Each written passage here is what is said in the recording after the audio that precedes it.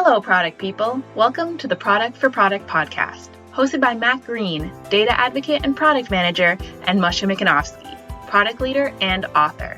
Our goal is to serve the product community by helping you find products that can help make your work in product management easier. Thanks for joining us on another episode of the Product for Product podcast. Welcome back, everyone. On today's episode, Moshe and I are happy to be speaking with product management coach, author, and speaker, Tim Herbig, about his new book, Real Progress: How to Connect the Dots of Product Strategy, OKRs, and Discovery. How you doing, Tim? Welcome to the show. Hi, guys. Thanks. Doing really good. Excited about this conversation. It's a pleasure to have you. Hey, Moshe. Hey Matt, hi Tim. Really nice having you. You are joining us today. I'm always like to mention where people are coming from. Yep. Kind of like putting Yeah, things in my head and on the map. From Germany, right? exactly, from Germany. Where in Germany? So it's a city almost no one knows, but the way I describe it is it's pretty much halfway between Berlin and Munich, so right in the center of Germany, and it's called Erfurt, where my family and I moved to 7 years ago. Okay, so we learned some geography lesson today as well. Excellent. Yeah. This might be our third German guest on the show. It's always great to talk with an international audience. So pleasure to have Nice. you. Yes, Yeah, so welcome, definitely. welcome to the show. I've been following you for a while now on LinkedIn. I mean, we've been in touch, but also, follow your work on OKRs and on some other topics. And it seems like the book is culmination of a lot of that in there.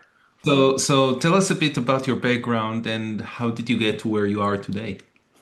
Sure. So, like many people, I stumbled into product management. Back in 2010, the company I was working at was like, "Hey, we're gonna do Scrum now, and you're the product owner, by the way." I was like, "Cool. What does that mean?" Back then, it meant filling out user story templates and explaining very senior developers why they needed to do something. Needless to say, that didn't really play out well. And so, after a couple of experiments on that, I figured, okay, this whole Scrum thing, that can't be serious. Like that doesn't work at all. Coincidentally, I shifted companies, switched companies. Nothing to do with Scrum for a long time there. Wasn't as much of a product-focused company, but I learned a lot about product management at a large scale, and then had a couple of different experiences as product manager, head of product, across various different industries, professional networking, content publishing, a couple of smaller startups, even B2B and enterprise software.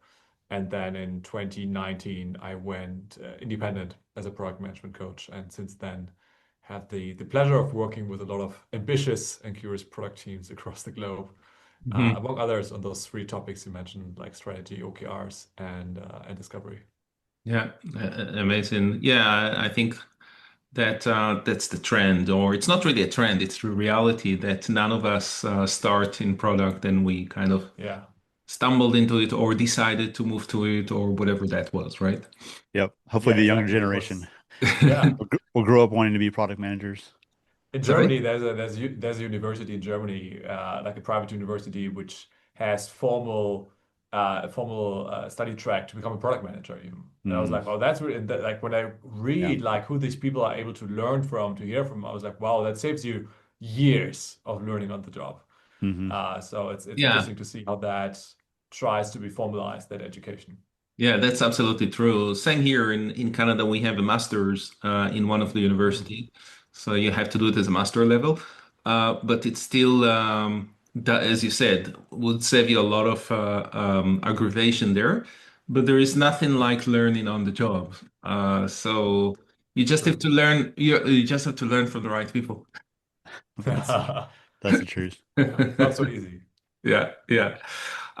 Amazing. So the book was just released recently, and I had a chance to see the almost late, I think the last version before it was Yeah. released, right?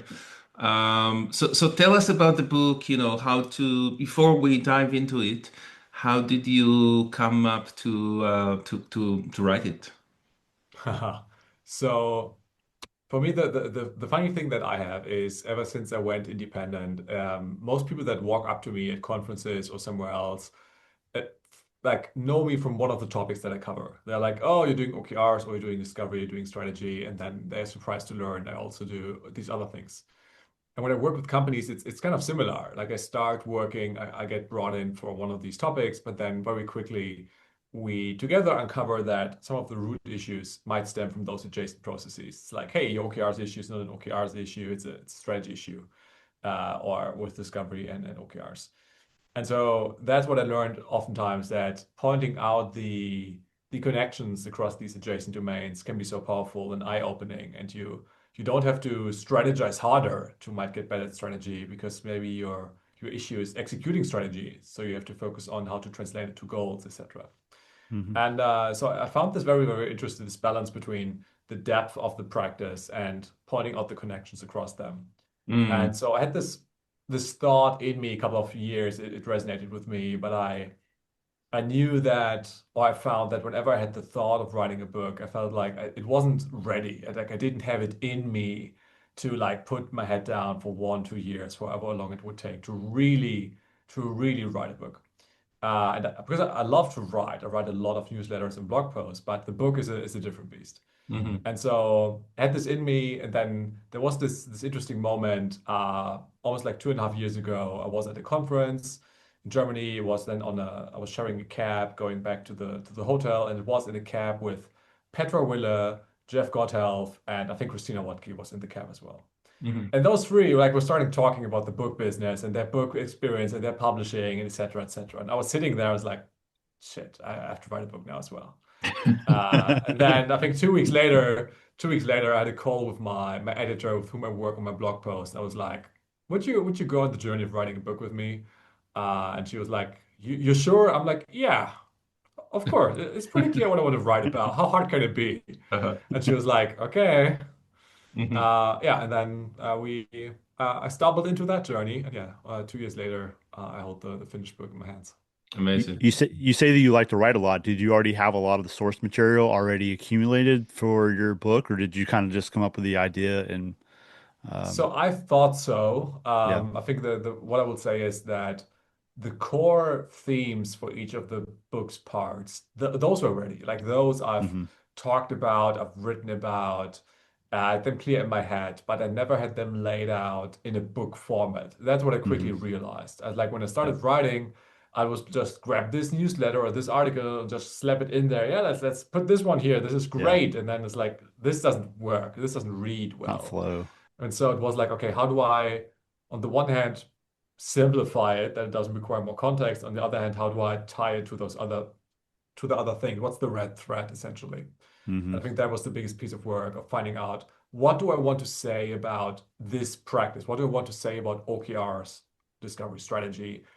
And then what do I want to connect things through? And I mean, the thing is that there have been great books written about all these three topics. So Hmm. that was the difficult part of figuring out what's the angle I genuinely believe is worth writing about again. Hmm. And Yeah. I lead into, this is not a beginner's book. I don't need to repeat the basics of any of this stuff. So I try to, the way I explain it is, it's best for people, or it's most impactful for people 3, 4 years on the job, like non-junior IC up to, let's say, head of product, maybe VP product.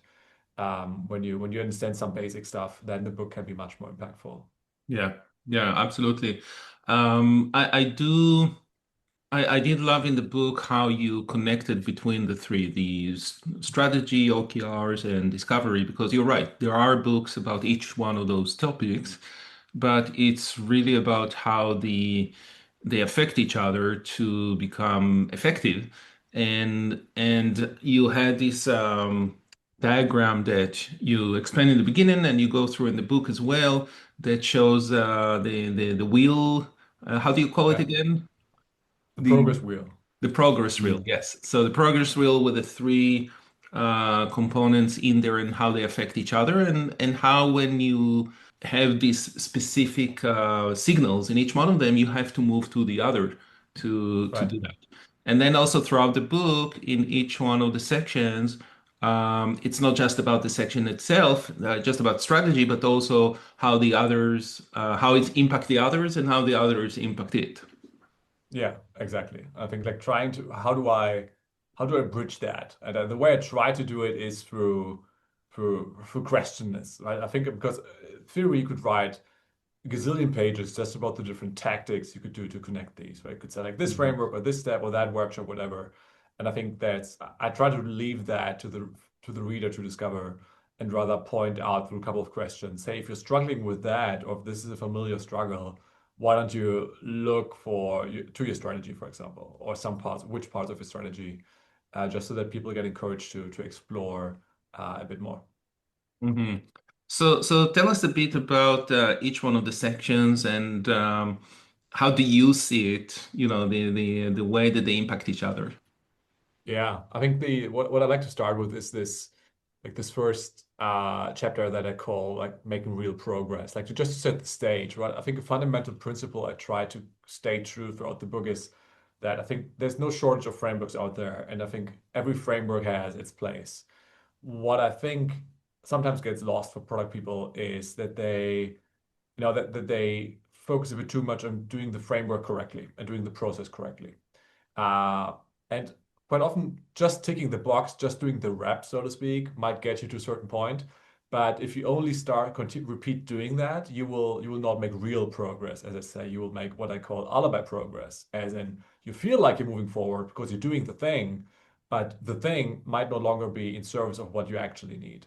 And I try to point out at the beginning that throughout this book, I will present you with a methodology like a solution, and yet I will always challenge you, does this help you in your context? And here's how to figure out if it works in your context.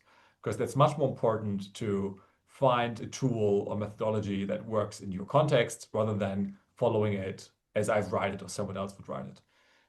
So that's the fundamental principle I tried to set up in the beginning, together with the progress wheel of pointing out basically the two messages of the book.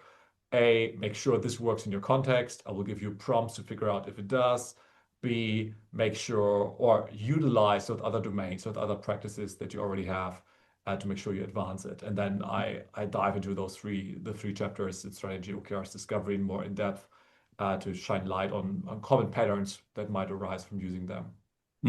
Yeah. You know what? Those challenges in each section and in each areas, small sections, I think they're very effective, and I hope that readers will use them. I remember when I read and reread Inspired, Marty Kagan's Yeah, the book, Bible. in the Bible, exactly. He has a section over there about effective teams and ineffective teams. And Mm, I took that list to my team because I did a book club at my work to mm, read this book together with other people, with some nice. stakeholders and the teams. Yeah. Everyone will have the same kind of mindset. And then at the end of reading the book together, I took the checklist and we went through that together to give ourselves a rating and then to see, okay, what can we do to improve? So Mm. I think each one of those checklists that you have in there could be very just hands-on list for people to go through and say, okay, so where are we here and what are we going to do about making a change? Yeah, and I was also the intention that I had when I wrote the book is I never intended to write like a book that you would read front to back. It was clear that because no one has this linear journey. No one says, now we're going to take 2 weeks to set up our product strategy. Then we're going to have 3 days to do our OKRs, and then we're going to do 1 month of discovery and repeat that cycle the same way. It's much more messy, right? But one way or the other, you need a sequence, and that's the sequence I decided on in the book. And on purpose, it's written in a way that you might jump across sections. You might figure out, oh, now right now I have this problem, or the way I set up the three domain chapters, so to speak, with separate attributes that you recognize them. That in discovery you realize, oh, I'm constantly losing track. I'm not staying targeted with discovery. Let me look at that attribute. Or in with the OKRs, my OKRs are not leading enough. They're always lagging. Okay, Mhm. now I want to tackle that problem. So it's much more it's like browsing a list of symptoms, so to speak, and then figuring out, oh, that's my symptom right now. Let's see what's in here. So it's much more workbook-ish in a way. Um, and Mhm. from what I heard so far from readers, that's how it comes across as well, which of course makes me very happy that this Yeah. intent plays out. Yeah, I like that point as you were speaking about connecting the dots. I love connecting the dots. I was picturing a diagram in my head, and Yeah. some people will figure out that strategy piece of things and then they figure out the other, element of, discovery. It's like I can Yeah. discover things, I can come up with a strategy, but those OKRs and success metrics often prove to be like the most nebulous and hardest to sometimes tie down, I think. Yeah. So that's a great point that this is a bit of a workbook in terms of like I have a strategy, I've done discovery, but like how do I bring it all together to execute and get those key results I'm looking for? Yeah, exactly. And I feel like that's one of those things where people have to understand. It's like, for the sake of example, like just doing OKRs, quote unquote, after your strategy. It's not about doing the OKRs. It's about making sure you know if you implement your strategy. Like that's the point. Exactly. It's not Yep. the OKRs. And yeah, Hmm. sometimes I think as an industry, we're pretty good at confusing, that confusing the hammer and the nail of like, no, we're doing the OKRs. Like, I don't care if you do the OKRs. Like, do you measure strategic progress?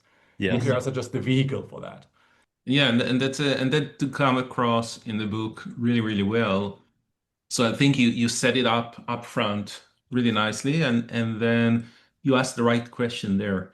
Like you're saying, answers is you can answer like with millions of books for sure. Right. Another thing that I also liked in the book is how you set up like I don't want to use the word framework because it's really You loaded. can, you may. Yeah, no, but you set up like the building blocks of the thinking, and then you Yeah, showed with different frameworks, real frameworks, yeah, how yeah, to you kind of overlap them and say, okay, if you use this framework, that's what it means in this framework. right. If you use that framework, so you did it with the business canvas Yeah. business. Right, canvas model, and you did it with product vision canvas, and you did it with another one. I can't remember the name right now, but in Strategy general, with the product field. yes, so that's Yeah, was also a really interesting way to see that, um, because people part of the problem that I see sometimes is not just that people kind of like diving into a specific framework, but it's also the meaning behind the words, the meaning of right. those titles in each one of those, and it becomes sometimes so confusing for people that they just lose something there. Yeah. And I mean, it's interesting because I think as product managers, we get taught so often to question the why. Why do we build this feature? Why do we want to solve this problem? But sometimes we don't ask that for the way we work. Why do we fill out this template? Why do we have this routine? Why do we do it this way? Why do we talk to users right now? And it's never to say that these things are wrong per se, but like if you can't tell me why you're doing that, why you've scheduled interviews this week, other than that's what I'm supposed to do, then I think you have a high chance of getting lost in LOI progress and losing sight of what you actually need right now to make real progress. Hmm. Hmm. Thinking about the ecosystem. So we've had numbers of guests on the show talk about Right. different frameworks, and at the end of the day, this it's a bit of an ecosystem of frameworks, Yeah. and you're not always quite sure what works best together. So does this book like assume you already have your set of frameworks in line, and it kind of helps like consolidate them and help you like execute them, or is that the kind of the spirit of this book?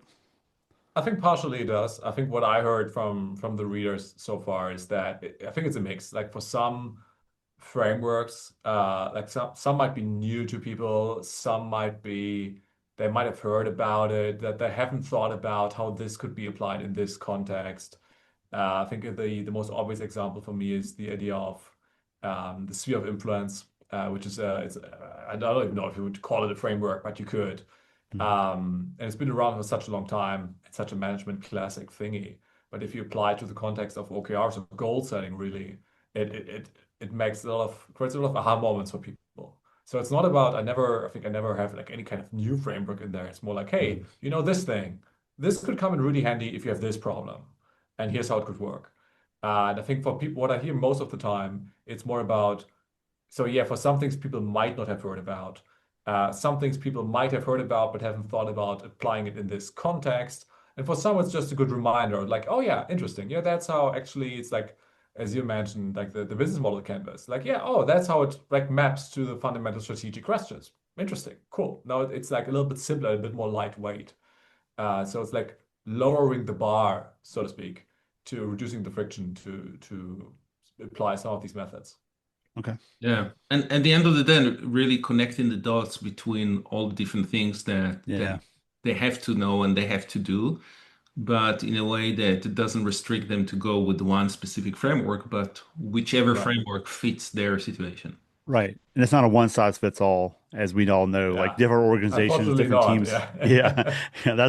I think that's part of the struggle. It's like there's so much out there. How do I connect the dots? Because one day I hear Yeah. this, one day I hear this, and that's a lot of noise, I guess. Yeah. Yeah. I think I once heard it from John Cutler, who said on LinkedIn or somewhere. It's like every framework like should have a bit of like a, like when you wash something like a shirt or something, like washing instructions, Yeah. it should say this framework is a snapshot of a moment in time for one company for this group of people, and that's where it Hmm. worked. Yeah. Doesn't mean it's wrong for you, but that's the context, and I think that oftentimes gets lost when looking at It's a different good ways way. of working. Yeah, it's really a good way to put it, but that message is usually lost in the shuffle when people are want to be successful like this company. Yeah. So, right? Yeah, 100%. I mean, I don't know how it guys is for you, but I remember when the Spotify video came out about squads and tribes, like, I don't Hmm. know, what was that, 11, 12 years ago? Like, the companies I worked at went crazy. It's like, oh, that's how we want to operate, have to operate. Until this day, I meet companies who are like, we want to transition to the Spotify model. It's like, have you like even considered that? I mean, I think Spotify has right now been quite vocal. Like, they no longer operate that way. Hmm. Yeah. And like Yeah. all like all the struggles or the prerequisites for adopting a way of working like that, if they're not in place, it doesn't matter. Yeah. And I think it's such a good example. You're like, oh, this is a great application. I love using this application. They must be doing things correctly over here. Yeah. Without Because I Yeah, love talking using about it. Spotify. without Yeah. having any context and any depth into it. Yeah. But Exactly. this is a great example, but I can think even about a sillier or simpler example. I worked for a company that they decided, not a big company, maybe at the time it was 600 people. They decided to adopt Scrum throughout the entire company. Now, Mm. what did that mean to them exactly? They had a Scrum meeting every morning. That was it. Yeah. So, Yeah. the simplicity of what people understand from things to what the reality is Right. so different. And maybe that's why, we didn't even mention AI one time in this discussion, and usually it comes in every discussion. And our audience already know that my opinion about AI and Matt's opinion about AI. Yeah. But I think this is kind of like why the Gen AI got adopted so highly because of that simplicity and understanding of what it is. Right.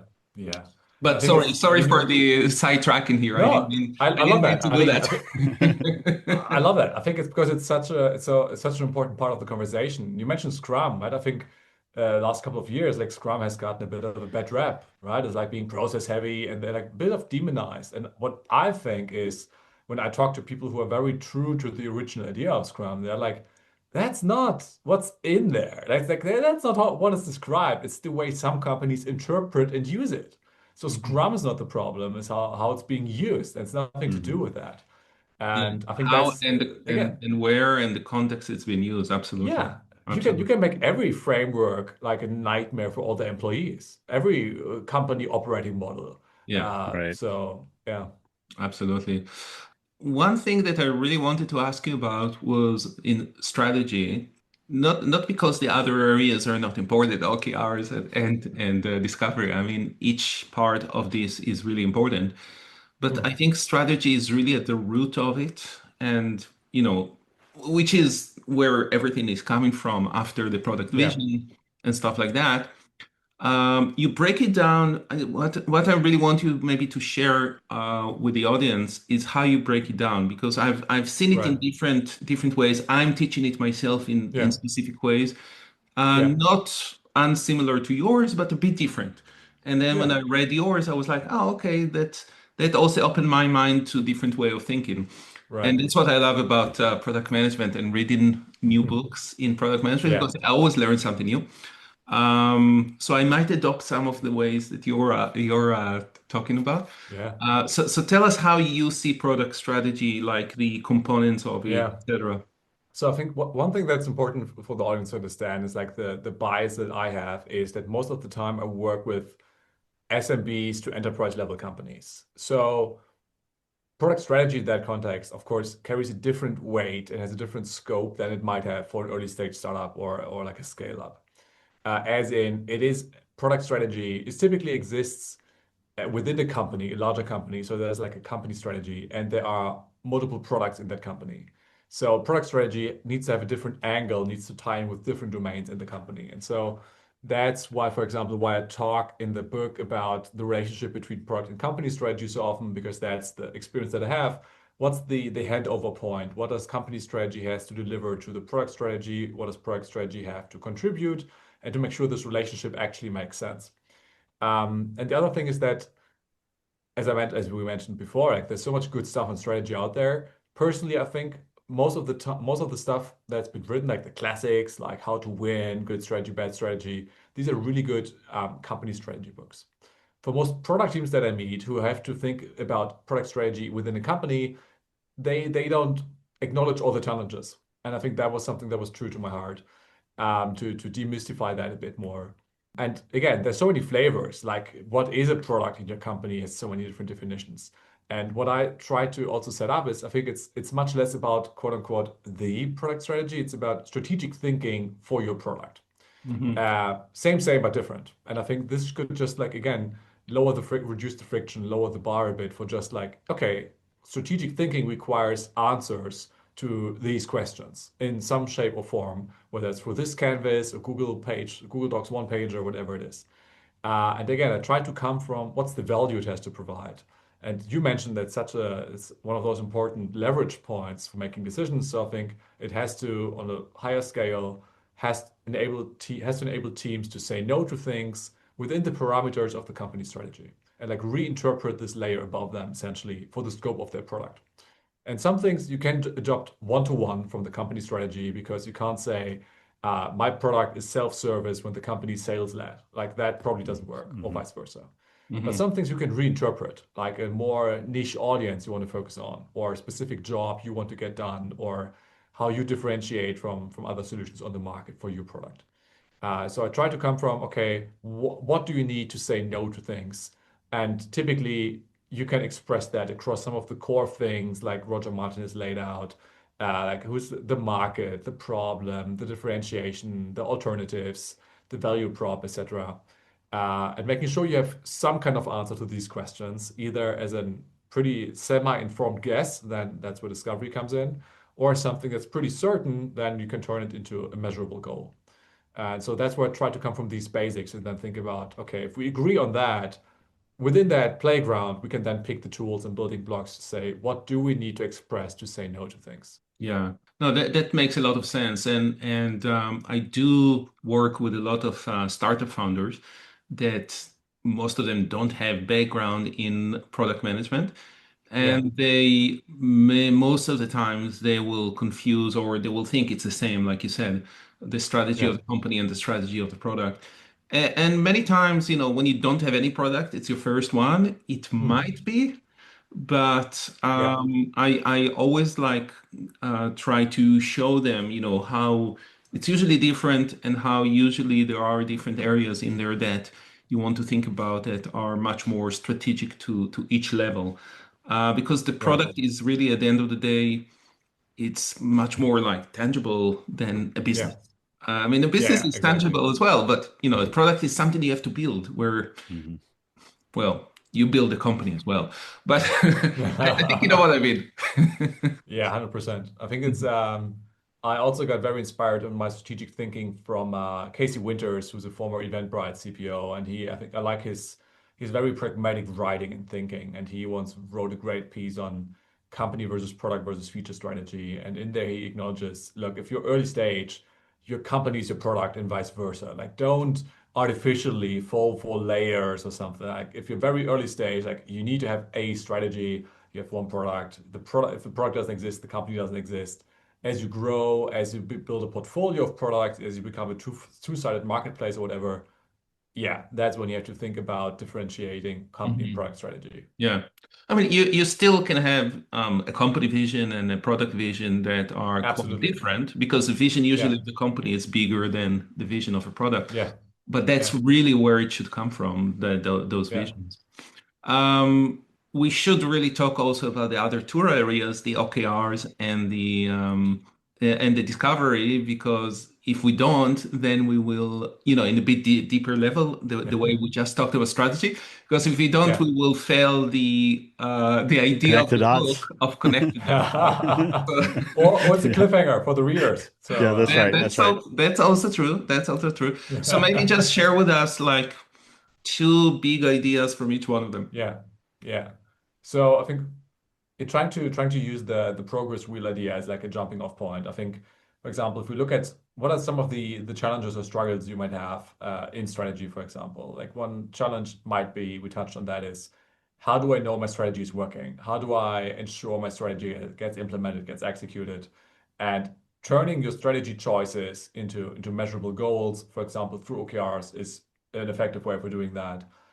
Vice versa, if you write goals or OKRs and they feel a bit evergreen, KPI-ish, it's not an OKRs issue, it's a lack of strategy issue. So I think that's one of the biggest things to consider.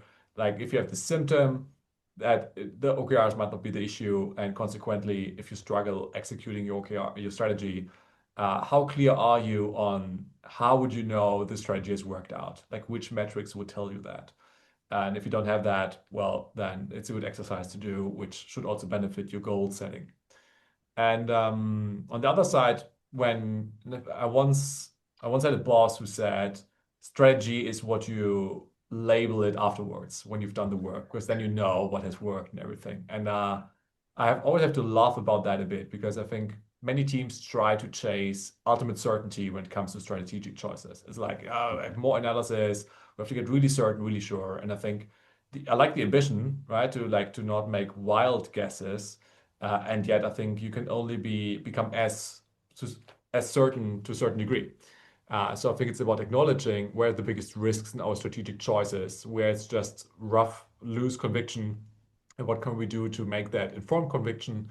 And that's where discovery should come in, right? Of course, you can always do a bit more opportunistic discovery and like customer support tickets or this or that. But really, I think the big swing when it comes to discovery should be aimed at the biggest strategic risks. And for that, you have to be clear about the strategic risks and acknowledge those risks in your strategy and vice versa. Mhm. And I think, yeah, understanding that these things play together, and as I mentioned before, it's never a linear sequence. It's some sort of sequence, but it's never a linear, neatly organized arrangement on a horizontal Gantt chart. Yeah, absolutely. One of your points in the book, I love a good matrix. And so you have the evidence strength Yeah, matrix. So maybe you speak to that. I would love to hear about that. yeah. Yeah, it's like it's the way I think about it because many teams I meet, like they tell me they have like a gazillion opinions, stakeholder stuff. Like they have so much stuff coming in. Like no product manager has a shortage of inputs, I would assume, or signals, right? Hmm. And so the question is, okay, which of these signals or insights will I actually act on? And I believe that there are two degrees in the matrix. One is like how close are you to the source of that? Like how much is it coming through proxies and anecdotal versus how much have you been in the room, whether it's physical or virtual? Did you run the analysis? Did you sit next to the analyst? Did you do the interview? Whatever. And the other thing is how strong was the commitment behind the signal? Like, of course, it's easy for a stakeholder to ask, "Hey, can you build this feature?" Because they don't have Hmm. to. They don't have skin in the game. Um, Compared to customers pre-ordering your product with real credit card data and really paying for something, prepaying for something. That's a much stronger commitment, of course. And I think it's never about discarding looser or weaker commitment, weaker signals. It's about understanding, okay, I have this signal, it is relatively weak. What can I do to strengthen it? How can I pressure test this to make Hmm. sure that I make a decision based on something that's a little bit more sustainable, so to speak? And that's what I try to point out with this matrix is understand the signal you have in front of you figure out how strong or weak is it relative to your context again. I don't believe in a universal ranking here.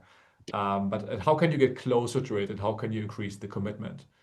And one of my favorite signals to point out on this matrix is like competitor features, competitor moves. Hmm. And for example, I see that as, of course, the commitment has been high, like someone put in money or resources into making that happen. So the commitment is real, but you don't have the context around the decision making behind it. You don't know how it's doing, how it came to life, what it's aimed to do. 100%. So it is a signal, but treated appropriately. That's great. Yeah, as product managers, we see a lot of, hey, the competitors are doing this, but are they successful with it? Or Yeah, if sales is like, hey, we need this thing. I was on a call with somebody that they're yeah, excited about it, and it's like, does everybody want this thing? And so I think exactly. we get a lot of signals, and I like that analogy Yeah, of I'm gonna take that one with me. So I got the signal, but how strong is the signal? yeah, And I need to do the research and discovery to identify if it's a strong or weak one. yeah. That's great. Yeah, cool. Was there any other topic you wanted to bring up? I think we covered a lot of ground. I love the flow. I love the things we touched. I think we also left just enough mystery for the audience to explore by themselves. Yeah, So absolutely. I feel good about the Okay, ground we amazing. covered. What Perfect. about you, Matt? Just one last question. So if a team says, "Oh, I have some frameworks. We have a mature product team. We have some frameworks. We're not seeing the results that we expect." What would, outside of picking up your book, what would be like the first step to really start to connect the dots? Like, where would you start in Hmm. that effort for a team that's looking to do this? It would be okay, take this framework and explain to me in plain English what problem it's supposed to solve for you. Hmm. Because if you can't do that, how can we evaluate if it's working for you or not? Gotcha. Like Yeah. trying to objectify this sentiment of it's not working for us. Like, what does that mean? Help me understand it. That's great. Yeah. So validate if your frameworks that you're currently using are actually good frameworks to use. I think that's what Yeah. you're getting Yeah. at. And Do then they at match that your point, context? yeah, it doesn't match your context. And then if it doesn't, bring in different things along the way, that Right. that help build it out. Okay, that's great. So validate how you're doing it today. That's always a good Yeah. thing to do. Awesome. Know where you are so you know where you're going in the future. Yeah, Perfect. that's a Yeah. great tip because it's really about first retrospective and Hmm. understanding where we are before we even can improve. And that's also why I like all of those questions that you have in there because we can ask it ourselves in a retrospective or in Right. any time that we are trying to improve. If we don't ask the questions, we will never improve. That's right. Exactly. That's right. Amazing, amazing. Well, thank you so much, Tim. This was great. Where can people buy the book? They can buy the book through the website realprogressbook.com or just give me a follow on LinkedIn and I try to make sure to point out where it is. But realprogressbook.com is your best place to start. Amazing. And you have also a lot of downloads or templates. I don't want to call them frameworks, but just additional Supporting material. supporting There we materials go. that you point to people in from the book, which is great. Yeah, Um, and um, and also additional articles from other thought leaders and right. product people. So that's great as well. Yeah. Yeah, very, very helpful for everyone. And things are changing over time, so we'll see, what you think about the book in 5 years or 10 years when you read it again. Oh yeah. And Very curious um, about that. exactly, exactly. And then where can people, you already mentioned, people can reach out to you on LinkedIn. Yeah, LinkedIn is a good place to start. Other than that, my website, herbig.co, is another good place to start. And I try my best to guide you from there. Amazing. Perfect. Great. Thank you so much, Tim. Thank you, Thank you Michelle, so as much. always. Thank you to all the listeners, and we'll talk to everybody next time. Take care. Thank you. Take care. Thank you. Thank you to all the listeners. We really appreciate the feedback and support. Please leave us a review to help others find the show on Apple or Spotify or anywhere else you're listening to the show.